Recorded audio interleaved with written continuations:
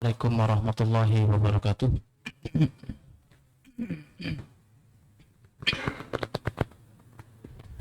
Innal hamdalillah nahmaduhu wa nasta'inuhu wa nastaghfiruh wa na'udzu billahi min shururi anfusina wa min sayyiati a'malina. May yahdihillahu fala mudilla lahu wa may yudlil fala hadiya lahu. Asyhadu an la ilaha illallah wahdahu la syarika lah wa asyhadu anna Muhammadan abduhu wa rasuluhu alladzi la nabiyya ba'da. Qala Allah ta'ala fi kitabihil karim, ya ayyuhalladzina amanu taqullaha haqqa tuqatih wa la tamutunna illa wa antum muslimun. Ya ayyuhan nasu taqu rabbakum alladzi khalaqakum min nafsin wahidah wa khalaqa minha zawjaha wa bassa minhuma rijalan katsiran wa nisaa wattaqullaha alladzi tasaaluna bihi wal arham innallaha kana 'alaikum raqiba. Ya ayyuhalladzina amanu taqullaha wa qulu qawlan sadida yuslih lakum a'malakum wa yaghfir lakum dhunubakum wa may yuti'illaha wa rasulahu faqad faza fawzan 'azima. Amma ba'du. Alhamdulillah, segala puji hanya milik Allah Subhanahu wa taala. Kita memohon berlindung serta bertobat kepadanya, dan kita bersaksi bahwasanya tidak ada Tuhan yang berhak disembah kecuali Allah Subhanahu wa taala. Salawat dan salam tidak lupa senantiasa kita curahkan kepada Nabi kita Nabi Muhammad sallallahu alaihi wasallam beserta keluarganya, sahabatnya, tabi'in, tabi'ut tabi'in, dan kepada para pengikutnya yang senantiasa istiqomah berpegang teguh di atas sunnahnya Nabi Muhammad sallallahu alaihi wasallam hingga akhir zaman. Alhamdulillah, atas izin Allah Subhanahu wa taala kita bisa bertemu kembali untuk saling mengingatkan di antara apa yang dijelaskan dalam Al-Qur'an dan sunnah Nabi sallallahu alaihi wasallam. Ya. Biasanya Kamis keempat itu Kamis keempat kan ya? Sekarang kelima apa keempat? Keempat ya. Biasanya kita membahas tentang kitab Umdatul Ahkam, ya, kitab fikih atau kitab fikih dari hadis Umdatul Ahkam. Namun pada kesempatan ini, di antara penjelasan Syekh Utsaimin, ya, dan ulama-ulama yang lainnya, kita harus senantiasa mengingatkan tentang hal-hal yang berkaitan dengan atau bulan yang diantara memiliki keutamaan, yaitu adalah dengan bulan Zulhijjah. Karena memang ya di sana ada hari atau di mana memiliki keistimewaan, sehingga ya tadi pagi yang saya tulis itu yaitu adalah di antara penjelasan Ibnu Hajar Al-Asqalani rahimahullahu taala menjelaskan yang menjadikan hari istimewa di antara bulan yang ke-12 dari bulan Hijriyah atau bulan terakhir dari bulan Hijriyah, yaitu adalah bulan Zulhijjah. Nah, memang bagusnya kita membahas tentang, ya sebetulnya sudah pernah beberapa kali kita membahas tentang fikih yang berkaitan dengan kurban. Dulu setiap mau Idul Adha yuk kita membahas fikih itu. Enggak tahu masih pada ingat atau enggak ya. Karena sudah sering tuh. Biasanya mau Idul Adha kita bahas fikihnya.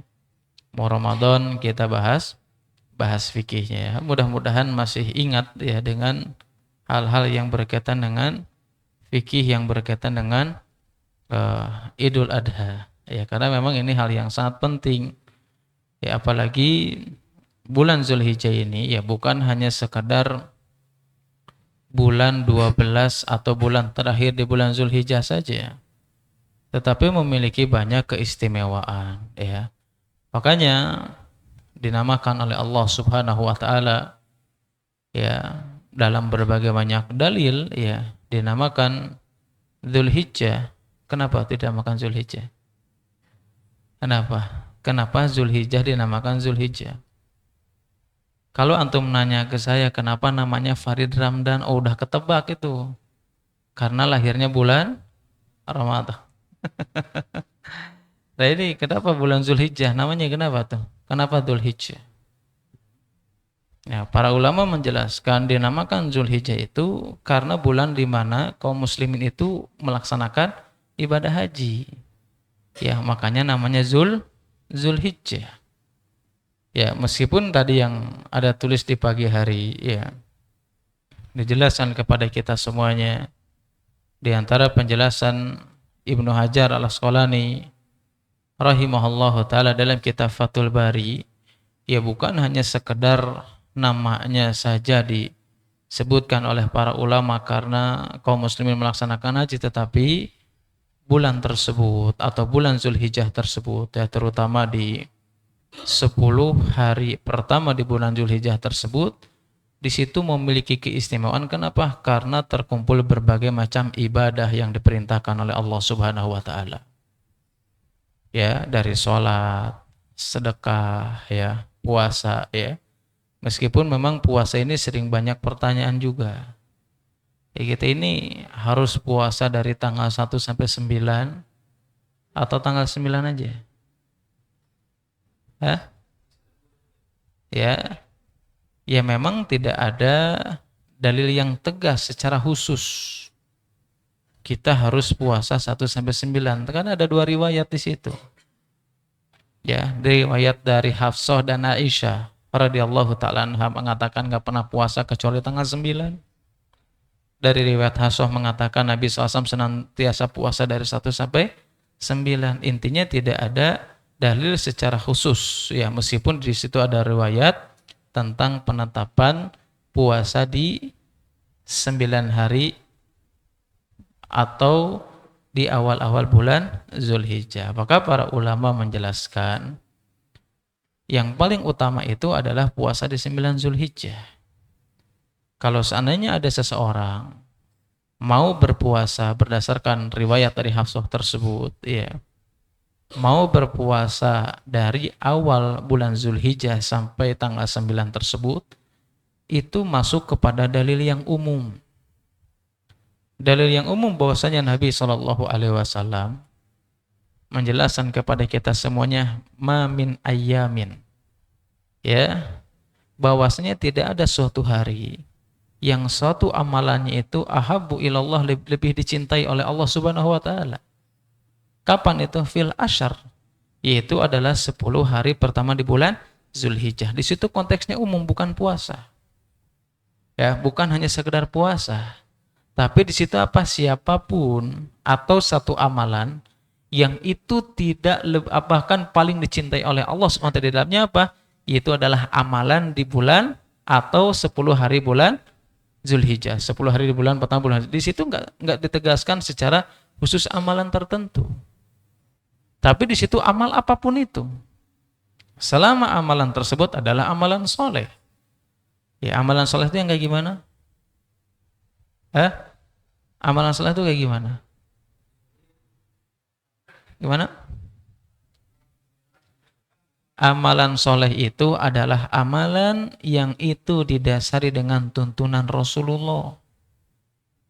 Ya, berarti apa? Kalau ada amalan, meskipun itu ditinjau baik menurut kita, selama tidak ada tuntunan dari Rasulullah SAW, maka itu bukan amalan soleh. Amalan toleh namanya. Ya, meskipun kita menganggapnya itu kebaikan, nggak ada. Ya, saya sering mengingatkan, ya, itu adalah ketika para ulama ahli tafsir, baik Ibnu Katsir ataupun yang lainnya, kapan? Ketika menafsirkan surat apa? Ingat nggak surat apa? Al-Kahfi. Di situ kan mengatakan faman kana yarju liqa'a rabbih falyamal amalan sholihan.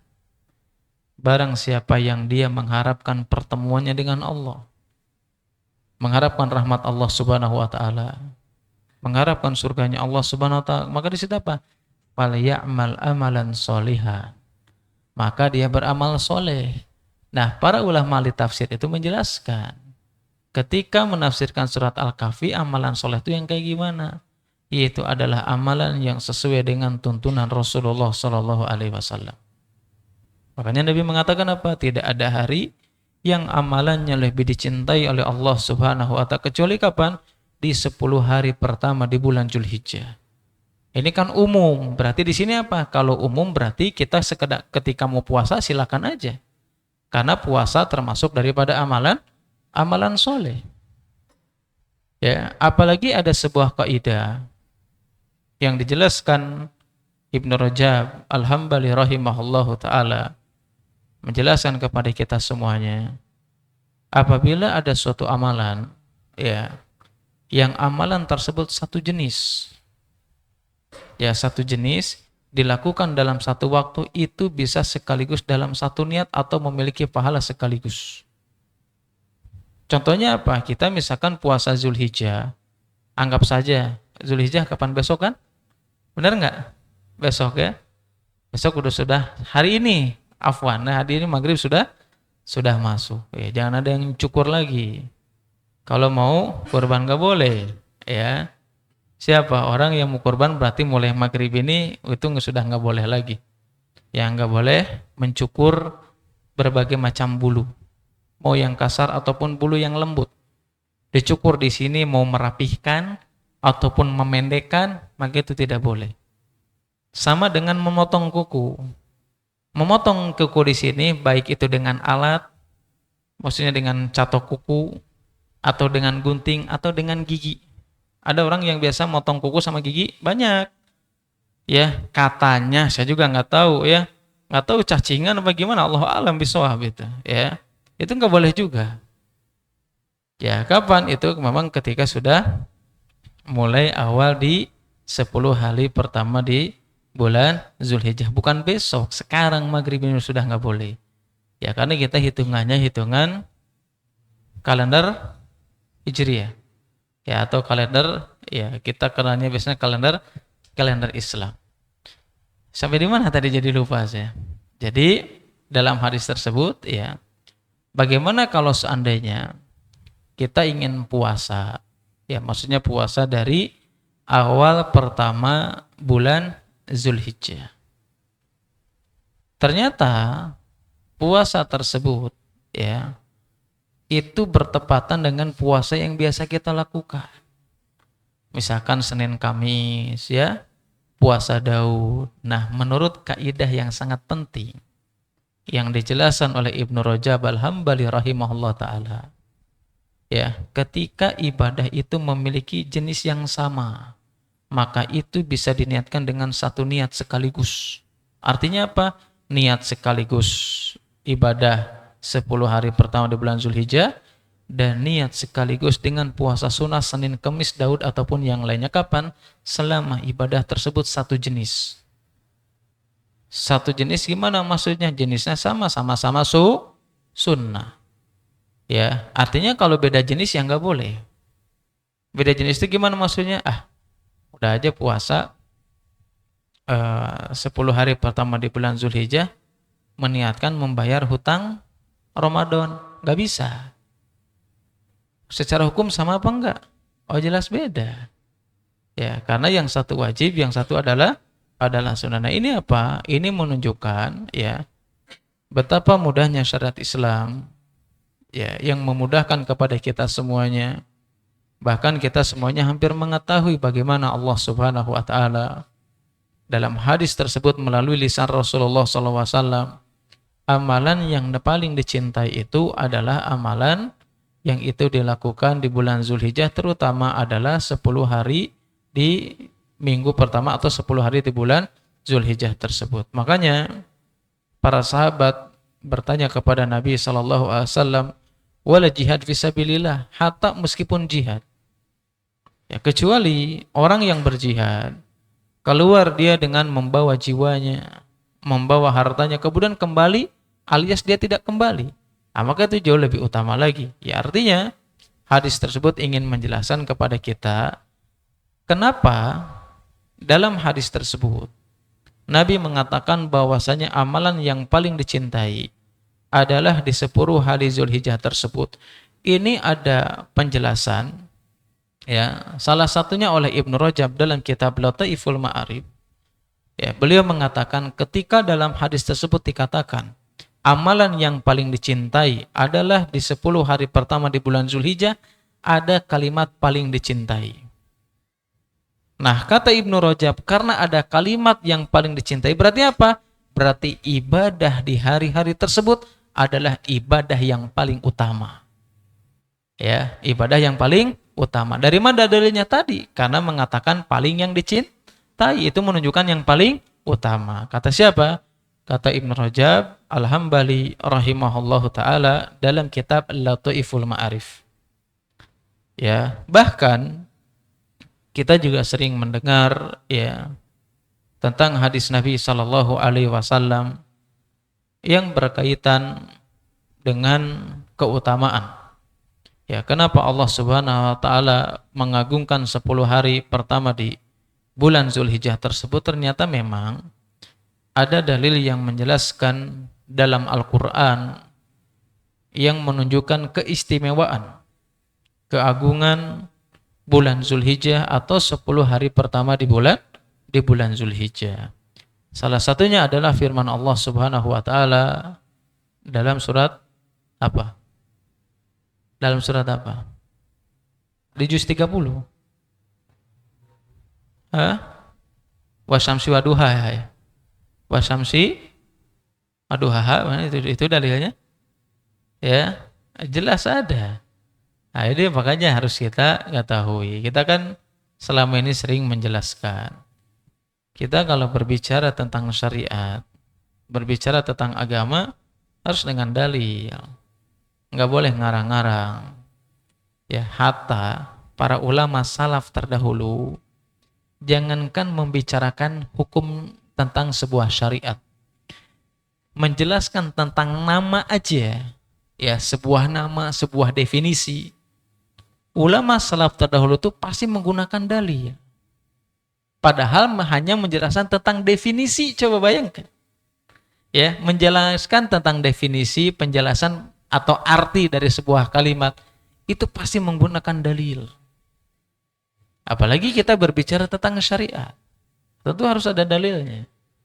Ya, makanya jangan pernah muncul dalam pikiran kita masing-masing seperti layaknya orang awam. Orang awam mengatakan, "Oh, atuh ibadahku dalil kabeh macam." Tanya begitu bahasanya. Datu bisa kabeh ku dalil. Ya betul, tidak semua pakai dalil, tapi kalau ibadah harus pakai dalil. Ya, meskipun memang perkataan tersebut bisa salah, bisa benar. Ya, mengatakan, "Oh, lamun ngomong wae dalil mah atuh lieur." Kan ada kayak gitu, padahal ngaji itu. Itu di kajian ngomong kayak gitu. Ya, sagala teh kudu dalil, lieur atau urusan jeung dalilnya. Kita berbicara agama, Bos. Ya, kita berbicara dunia aja menggunakan dalil. Ya. Kita berbicara dunia aja menggunakan dalil. Coba tanya ke tukang servis motor tuh, cara benerin CVT pasti menggunakan dalil juga. Dalilnya mana? Ya jelas dalil sesuai dengan berhubungan dengan montir. Ini lamun rusakna penbel berarti rusakna. Ya itu pakai dalil, semuanya pakai dalil. Ya sama dengan ketika menjelaskan ya tentang kenapa bulan Zulhijjah ini memiliki keistimewaan. Bahkan sebagian kita ini mengagungkan sebagian hari, ya, mengagungkan sebagian hari, mengagungkan sebagian bulan, bahkan yang itu tidak memiliki dalil sama sekali. Itu sering terjadi. Ya, mereka mengagungkan suatu hari, menganggap itu adalah hari yang paling utama, hari yang paling agung, tapi itu tidak berdasarkan dalil. Ya, bahkan berbicara tentang Zulhijjah saja, itu ada dalil yang palsu. Padahal kita membicarakan jelas tentang bulan Zulhijjah yang memiliki keagungan.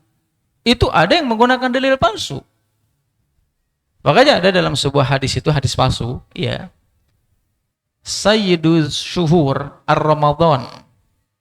Dalam hadis tersebut dikatakan bahwasannya pangkal atau bosnya bulan-bulan yang mulia dalam Islam itu adalah Ramadan. Wa 'adhamuha, dan paling agung di antara bulan yaitu adalah bulan Zulhijjah. Ini padahal berbicara tentang Ramadan dan berbicara tentang Zulhijjah, tapi hadisnya palsu. Nah, ini pentingnya kita berbicara sesuatu hal ya sesuai dengan apa yang dijelaskan oleh Nabi Shallallahu Alaihi Wasallam, baik dijelaskan dalam Al-Quran ataupun dalam hadis Nabi Shallallahu Alaihi Wasallam. Nah, dalil dari hadis tadi jelas sudah kita jelaskan tentang keutamaan bulan Zulhijjah. Ada dalil dari Al-Quran yang menjelaskan betapa agungnya bulan Zulhijjah. Dalam surat Al-Fajr, wal fajr walayalin asyr. Ya, wal fajr walayalin asyr, demi fajar atau demi subuh. Walayalin asyr. Di situ Allah Subhanahu wa taala bersumpah walayalin asyr, dengan malam yang 10, meskipun memang para ulama ada silang pendapat tentang makna walayalin asyr ini. Sebagian ulama mengatakan karena sumpahnya walayalin. Layalin itu apa artinya? Jamak dari lail. Ya, dan demi malam yang 10. Ini juga ada silang pendapat. Kalau nggak ada dalil, itu bukan khilafiyah. Ya, tetapi sesuatu yang harus kita jauhkan. Ini kita beragama harus seperti itu. Supaya apa? Supaya kita ini tidak melakukan suatu amalan soleh, beribadah capek gawe teka pakai, kata orang Sunda ya, kita capek-capek ibadah. Ternyata apa? Habaan mansuro. Nggak ada manfaatnya.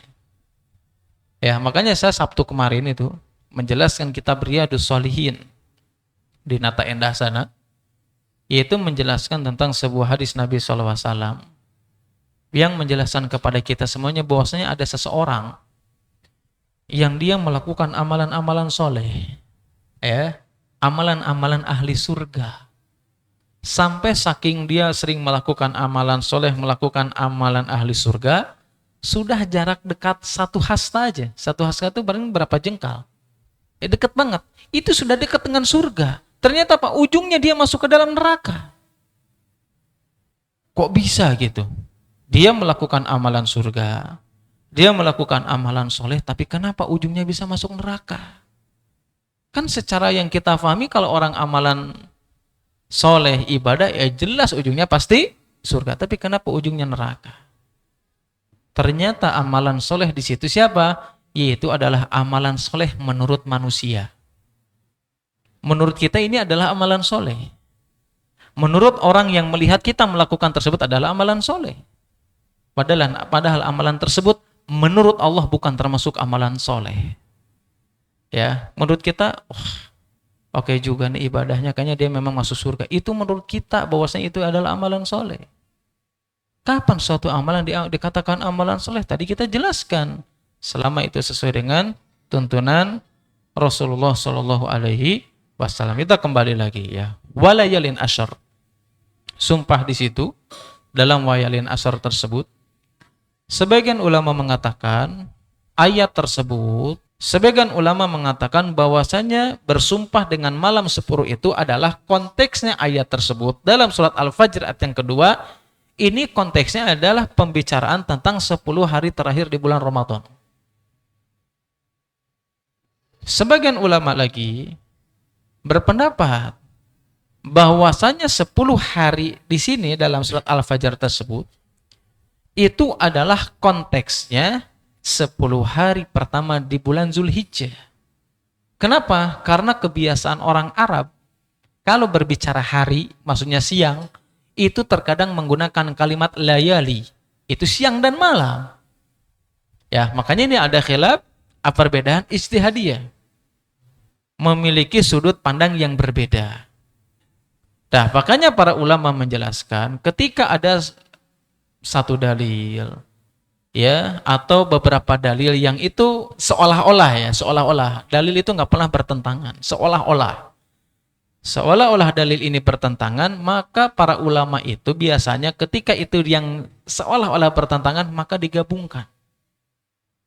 Digabungkan gimana? Karena tadi menjelaskan walayalin asyr, ada yang berpendapat bahwasanya ini adalah 10 hari terakhir di bulan Ramadan, Ada yang berpendapat bahwasanya walayalin asr ini adalah 10 hari pertama di bulan Zulhijjah, maka para ulama menggabungkan sebagaimana yang dijelaskan Syekhul Islam Ibnu Taimiyah rahimahullah taala. Syekhul Islam mengatakan apa? Betul bahwasanya kalau kita berbicara malam itu enggak ada yang lebih baik kecuali 10 hari terakhir di bulan Ramadan. Tapi kalau siang maka tidak ada yang paling utama kecuali adalah 10 hari pertama di bulan Zulhijjah. Jadi kalau malam oke lah, ini memiliki tafsiran yang berbeda. Tapi digabungkan ya udah. Kalau ini konteksnya malam maksudnya adalah yang paling baik 10 hari terakhir di bulan Ramadan. Tapi kalau siangnya yang paling baik yaitu adalah apa? 10 hari pertama di bulan Zulhijjah. Ini kata siapa? Syekhul Islam Ibnu Taimiyah rahimahullah ta'ala. Makanya murid dari Syekhul Islam Ibnu Taimiyah rahimahullah ta'ala yaitu Imam Ibnul apa? Ibnul Jauzi apa Ibnul Qayyim? Muridnya Syekhul Islam. Bukan Ibnul Jauzi. Ibnul Qayyim ya. Muridnya adalah Ibnul Qayyim. Beliau mengatakan mengomentari apa yang dikatakan oleh gurunya. Beliau mengatakan bahwasanya orang yang cerdas yang membutuhkan jawaban tentang mana yang paling utama siang atau malam di 10 hari tersebut, kata Imam Ibnul Qayyim, penjelasan Syekhul Islam Ibnu Taimiyah rahimahullah ta'ala yaitu adalah penjelasan yang memuaskan bagi orang-orang yang memiliki kecerdasan.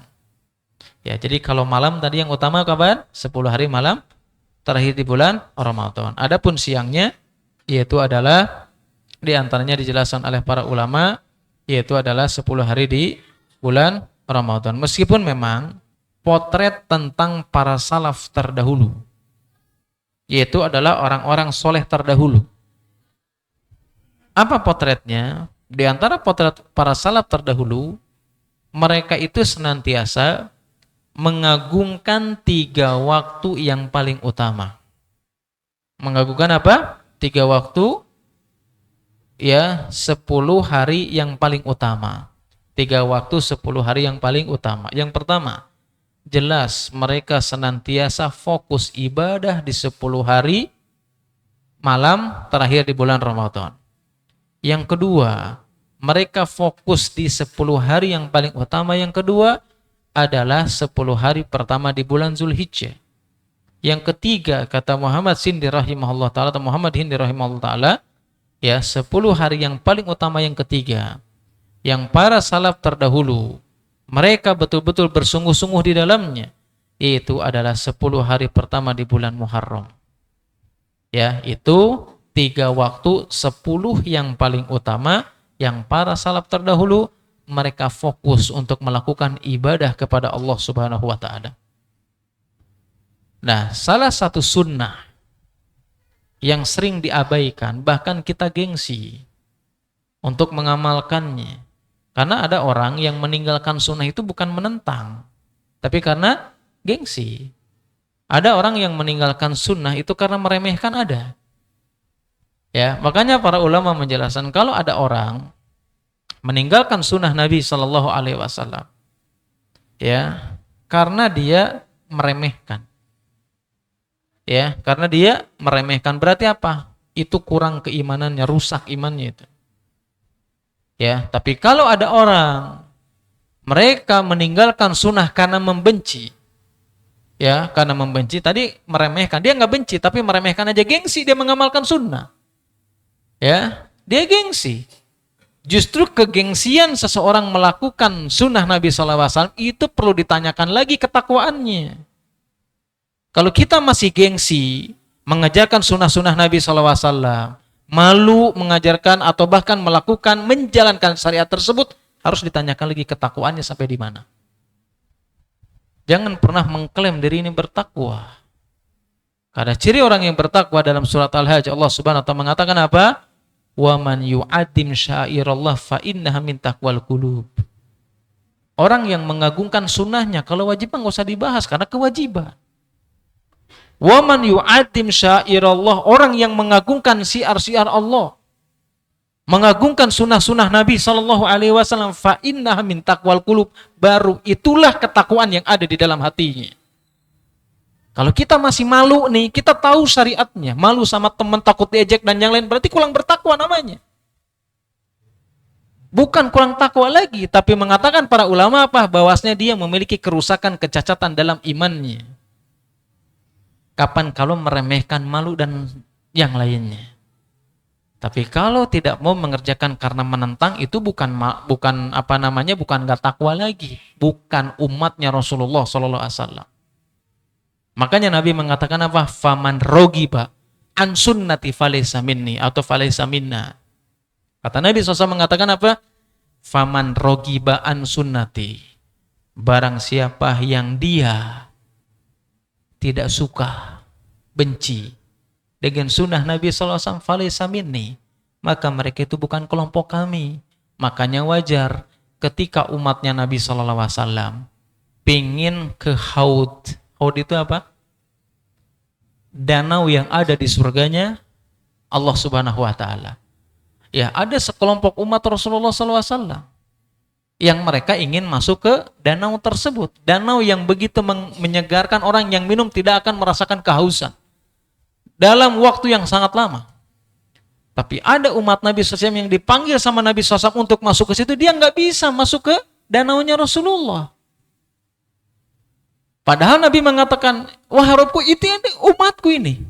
Kenapa dia nggak boleh masuk ke danau tersebut? Kenapa? Tapi kata Allah SWT mengatakan, kamu itu tidak tahu apa yang dilakukan umatmu ketika engkau tidak ada. Artinya apa? Melakukan sesuatu hal yang di luar sunnah Nabi SAW.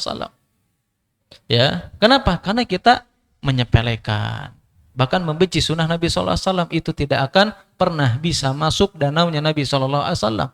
Yang itu danau yang paling besar di antara nabi-nabi yang lainnya. Kenapa? Karena nggak mau menjalankan sunnahnya. Dan yang kedua, ini dalil menjelaskan apa? Bahwasanya Nabi itu tidak pernah tahu perkara gaib.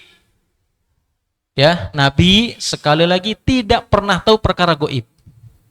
Makanya Allah mengatakan, kamu itu Muhammad, kamu nggak tahu apa yang dilakukan umatmu setelah kamu tidak ada. Benar kan? Berarti Nabi Muhammad nggak tahu perkara gaib. Ya, kalau Nabi tahu apa yang dilakukan umatnya, berarti apa? Nabi tahu perkara gaib. Saya sering menegaskan, ada orang yang mengklaim tahu perkara gaib, itu derajatnya lebih hebat daripada Nabi Muhammad SAW. Ya, perkara gaib berarti lebih hebat daripada Nabi SAW. Wah, gak kerasa ya. Sunnah-sunnahnya belum saya sebutkan. Ya, terakhir aja ya. Berapa menit lagi? Ya, sedikit aja ya. Nah, di antara sunnahnya yang sering ditinggalkan oleh kaum muslimin, ketika kita sudah masuk di 10 hari pertama di bulan Zulhijjah tersebut, itu adalah memperbanyak bertakbir. Ya, alias banyak takbir. Karena takbir itu ada dua, ada yang namanya mutlak dan muqayyad. Kalau mutlak itu kapan? Itu enggak mengenal waktu tepat, silakan aja di pasar, di kantor. Harus kita biasakan ya takbir tersebut. Oh ya, lafaz takbir kan kita juga semuanya hafal. Ada yang namanya takbir muqayyad. Kalau muqayyad itu baru ditentukan oleh waktu dan tempat. Ya, kalau mutlak mah kapan saja, setelah sudah tanggal 1 silakan aja. Nyetir mobil takbiran ya. Mau di pasar, mau bekerja silakan aja. Ya, kalau kita betul-betul bertakwa sama Allah, mengagungkan syiar Allah Subhanahu wa taala. Ada yang kedua namanya takbir muqayyad. Takbir yang sudah ditetapkan waktunya. Kapan? Itu setelah tanggal 9 Zulhijjah, setelah waktu sholat. Belum itu dulu. Ya. Tanggal 9 itu hari apa? Arafah apa bukan? Ya, tanggal 9 setelah sholat fajar ada takbir yang itu memang diantara yang dijelaskan itu adalah namanya takbir muqayyad. Ya, atau kita kenal biasanya yang ditakbirkan setelah ya 11, 12, 13 atau hari tasyrik. Itu setelah selesai sholat. Ya, setelah selesai sholat kita takbir. Zuhur, asar, maghrib itu sunnah yang sudah hilang. Makanya kata Nabi SAW, siapa yang mereka menghidupkan sunnah yang telah punah. Ya, siapa di antara kalian, kata Nabi SAW, yang menghidupkan sunnah yang telah punah, alias banyak orang yang meninggalkannya. Maka kata Nabi SAW mengatakan, maka orang tersebut akan mendapatkan pahala yang sempurna yang tidak akan berkurang sedikit pun. Kapan? Ketika menjalankan sunnah yang telah punah di antara kaum muslimin, salah satunya adalah mengucapkan takbir. Ya, mengucapkan takbir. Tapi yang harus kita tekankan, tidak ada dalil satupun yang menjelaskan.